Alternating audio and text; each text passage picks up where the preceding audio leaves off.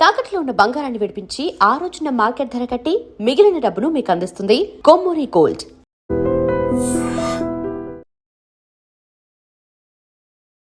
నమస్కారం, welcome to I dream. ధర్మ మార్గం విత్ విజిత కార్యక్రమానికి స్వాగతం.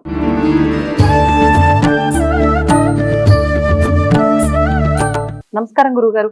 పరమేశ్వరార్పణం.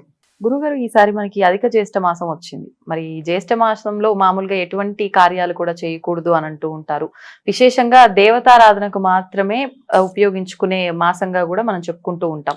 ఏం చేస్తే బాగుంటుంది అధిక మాసంలో? అంతా కూడా అందరూ సుఖ సంతోషాలతో ఉండాలి అంటే తప్పకుండా అధికస్య అధిక బలం అనేటువంటిది ఒక పదం ఉన్నది.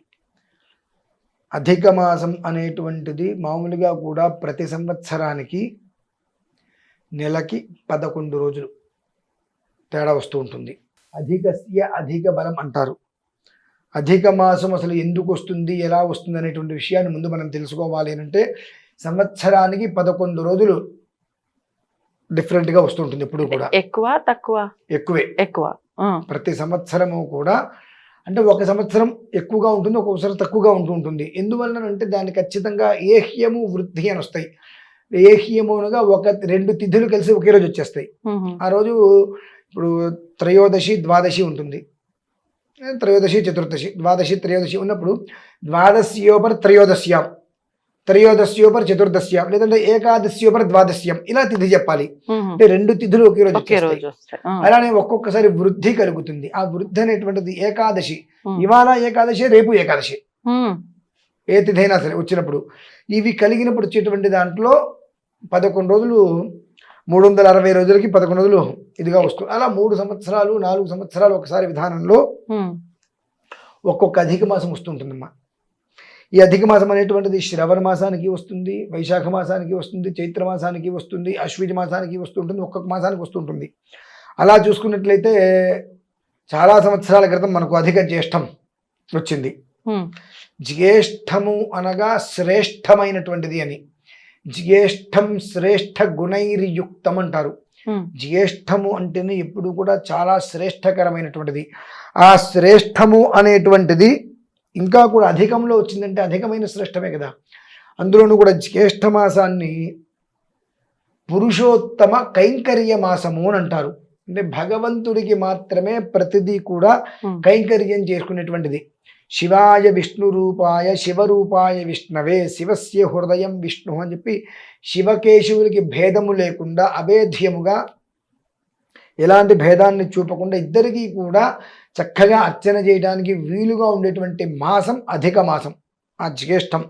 ఈ అధిక జ్యేష్ఠము అనేటువంటిది మనకు ఎల్లుండి 17, 16 సాయంత్రం నుంచి వస్తుంది. 17 ఉదయం నుంచి మనకు ప్రారంభమవుతుంది. మే 17. అక్కడి నుంచి చాలా విశేషమైనటువంటి పర్వదినంగా ఆ నెల రోజులు కూడా చెప్పబడి ఉన్నది. ప్రతినిత్యము చేసుకునేటువంటి దేవతారాధనలు ఒక విధానం అయితే ముఖ్యంగా కొన్ని ఉంటాయి. మనకు 18వ తారీఖు ఒకటి, 19వ తారీఖు ఒకటి, ఇలా ఉండేటి కొన్ని తిథివార నక్షత్ర యోగాలు అనేటువంటి ఏవైతే కలిసి వస్తాయో అవి విశేషంగా ఉంటాయి. ఆ రోజునాడు చేసుకునేటువంటి శివారాధనలు కానీ గణపతికి ఆరాధనలు కానీ ఏదైనా కనుక చేసినట్లయితే మనం ఒక్కసారి చేస్తే కనీసంగా 10,000 రెట్ల ఫలితం ఆ రోజు మనం పుచ్చుకోగలుగుతాం. చాలామంది ఆ రోజునాడు విశేషమైన క్షేత్రాలకి వెళ్ళి రాత్రి తెల్లవారులు కూడా క్షేత్రంలో మహామంత్ర పారాయణలు చేసుకోవడానికి సంకల్పం చేస్తారు. ఎందువల్లంటే అభేద్యమైనటువంటి యోగం కలుగుతుంది. ఆ 18వ తారీఖు రాత్రి నుంచి 19 ఉదయం వరకు చేసుకునేటువంటిది ఏకరాత్రిగా ఆ రాత్రి సమయంలో చేసుకునే భగవదారాధన అనేక లక్షల రెట్ల ఫలితం సంప్రాప్తం చేస్తుంది. అంత విశేషమైనటువంటి పర్వదినాలు అనేటువంటివి మనకు జ్యేష్ఠ మాసంలో ఉన్నాయి. కనుక అధిక జ్యేష్ఠం అనేటువంటిది ప్రతినిత్యము కూడా శివాయ విష్ణు రూపాయ శివరూపాయ విష్ణువే శివస్య హృదయం విష్ణు విష్ణోస్య హృదయం శివ యథా శివమయో విష్ణు ఏవం విష్ణుమయ శివ అనేటువంటిది. అంతది కష్టమండి. అంతమైన అంటే హరిహరాభ్యాం నమ, హరిహరుడు హరిహరుడు ఏకకారంలో హరిహరాభ్యాం నమ, కనీసం చిన్న నామం అనునిత్యం తెలుసుకోగలిగితే ఆ ఇద్దరికి కూడా ఎలాంటి భేదము చూపించకుండా అభేదంగా ఇద్దరిని కూడా తలుచుకున్నటువంటి ఒక యోగం ఏదైతే ఉంటుందో సాఫల్యత చేకూరుతుందండి. జన్మ సాఫల్యత అనేటువంటిది చేకూరుతుంది. కాకపోతే ఈ ఒక్క మాసంలో మనం చేసేటువంటిది నాకు ఇది రావాలి అని మాత్రం చేయవద్దు. ఈ యోగం మళ్ళీ మనకి ఎప్పటికి లభ్యమవుతుందో తెలియదు, కాబట్టి ఈ యోగాన్ని మనం తీసుకుందాము అనేటువంటి రీతిలో కనుక చేసుకోగలిగితే దాని యొక్క ప్రభావం చాలా అద్వితీయమైనటువంటి స్థితిలో అత్యంత వైభవోపేతంగా ఆ ఒక్క ఫలితాన్ని మాత్రం కర్మ చేయటమే మన ఒక్క విధి, ఫలితం పరమేశ్వరాధీనం అనేటువంటి రీతిలో కనుక శివకేశవుల్ని ఏ రకంగా అయినా సరే ఆరాధించే ప్రయత్నం చేయగలిగితే 30 రోజులు ఒక మాసము చాలా అద్వితీయమైన. రోజుకి ఎన్నిసార్లు చేయాలండి? మన ఓపిక అండి, ఇష్టం ఉన్నది. నేను ఇప్పుడు 1000 సార్లు అంటాను, చేస్తారు ఎవరైనా చేయరు. అంటే అట్లేం లేదు, లెక్క ఏం లేదు, మనకు ఇప్పుడు హరిహరాభ్యాం నమః, హరిహరాయై నమః, ఇది ఈజీగా ఉంది. హరిహరాయై నమః, కేవలం ఇద్దరిని హరిని ఇద్దరిని కలిపి తలుచుకోవడం అంతే. హరుడు అనగా హరించడం, అన్నిటిని కూడా హరి చేస్తాడు. హరి అనేటువంటిది ఆపదల నుంచి కాపాడటం, అంటే ఆపదలు ఏవైతే వస్తాయో దాని నుంచి కాపాడటం హరి. హరుడు అంటే ఆపదలని పూర్తిగా కూడా హరించేటువంటి వాడు. ఆ ఇద్దరిని ఒక్కసారి హరిహరాయ నమః అనేటువంటి చిన్న ఒక 111 సార్లు 108 సార్లు అష్టోత్తర శతం 2 నిమిషాల్లో అయిపోతుంది.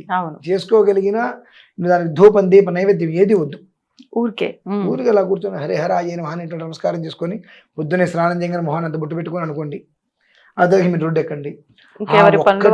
కూడా ఎంతగా ఎండలో నీడలా ఎంతగా కాపాడుతుందో అనుభవంలో తెలుస్తుందండి.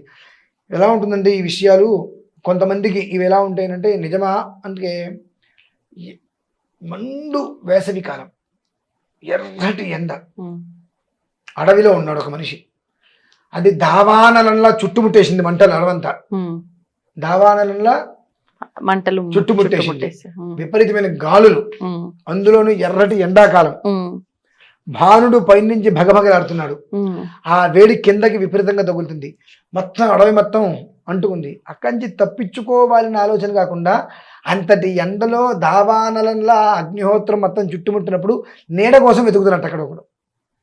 అంటే జ్యేష్ఠమాసం అనేటువంటిది వచ్చినప్పుడు దాని నుంచి మనం భగవద్ ఆరాధన చేసుకొని బయటపడాలనే ఆలోచన లేకుండా చేసుకుంటే పడుతుందా లేదా అని ఆలోచించేటువంటి వాడు ఎంత తెలియగలవాడు ఇక్కడ ఉన్నవాడు. ఇది ఈ అగ్నిహోత్రం మధ్యలో ఉంటూ అక్కడి తప్పించుకునే ప్రయత్నం చేయకుండా నీడ కోసం వెతుకుతున్నట్టండి.